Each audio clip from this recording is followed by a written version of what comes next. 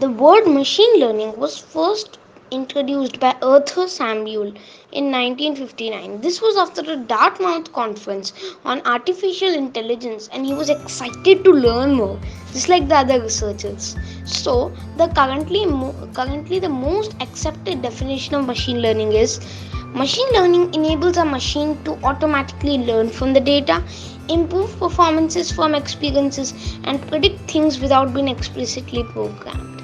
So, Arthur Samuel of IBM developed a computer program for playing checkers in the early 1950s. Since then, the program had a very small amount of memory available. So, Samuel initiated what is called a alpha beta pruning.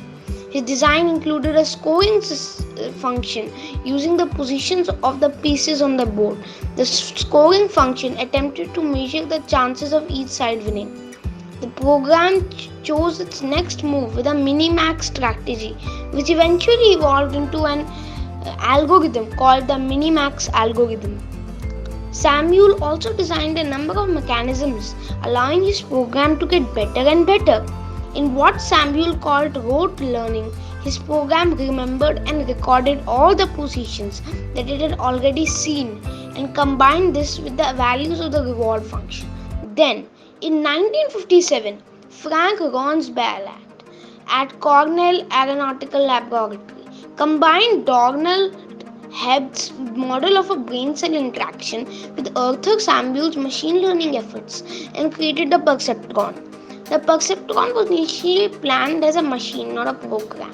The software was originally designed for IBM 704, which was installed in a custom built machine called the Mark I Perceptron, which had been constructed for image recognition. This made the software and algorithms transferable and available for other machines. Described as the first successful neurocomputer, the Mark I Perceptron developed some problems with broken expectations.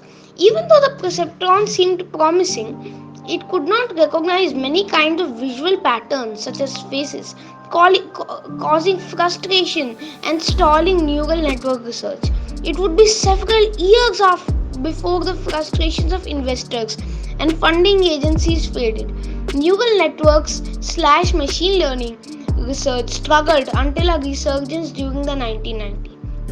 In late 1970s and early 1980s, artificial intelligence research had focused on using logical, knowledge based approaches rather than algorithms.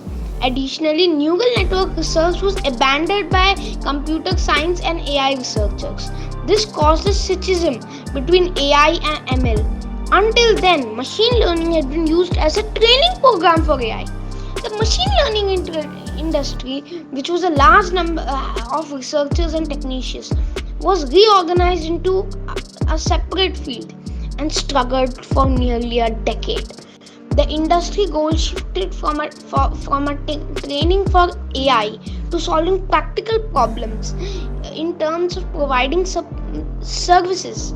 Its focus shifted from approaches inherited from AI research to methods and tactics used in probability theories and statistics. During this time, ML industry maintained its focus on neural networks and then flourished in the 1990s. Most of this success was a result of internet growth, benefiting from the ever-growing availability of digital data and ability to share its services by the way of internet. So there are three types of machine learning and AI. Supervised learning. Supervised learning is a type of learning method in which we provide sample labeled data to the machine learning system.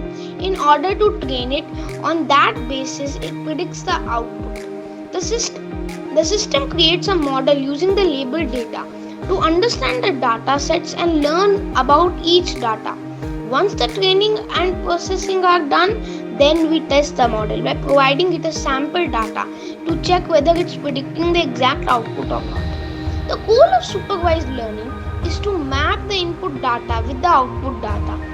The supervised learning is based on supervision, and it is the same as when a student learns things in the supervision of a teacher. The example of a supervised learning is spam filtering. Supervised learning can be grouped into two further categories: classification and regression. Unsupervised learning. Unsupervised learning is a method in which a machine learns without supervision. It's like you provided a bunch of data and images and it finds what is in common. So you don't tell it that you have to learn this. It's not made with a specific purpose. Okay, it can learn anything. Okay, say you give it a bunch of images of cats and dogs and streets. It can notice cats on every single page, and maybe it can do cats. Maybe it can notice boxes on every street, and maybe it can recognize boxes. You don't tell them. You don't have a predetermined result. You don't know what's going to come out. Then is reinforcement learning. It's a feedback based learning method. The agent gets a penalty for every wrong answer and a reward for every right answer. And hence it improves its performance like a student, okay, in a test. So the child explains, so the teacher explains the child what he has done wrong. Then application. So where is machine learning used and what are its applications? So applications of ML include image recognition. So example is Facebook Deepface. Speech recognition, example Siri, Cortana, etc. Product recommendations, example YouTube Vimo. Self-driving cars, Tesla. So what is the difference between ML and AI? So machine learning is a sub-unit in artificial intelligence. As described earlier, until the split between ML and AI, ML was used as a training model for AI. The ML industry is right now more focused on learning from the data through methods like neural networks. Future of machine learning. So research indicates that ML will be learned a lot.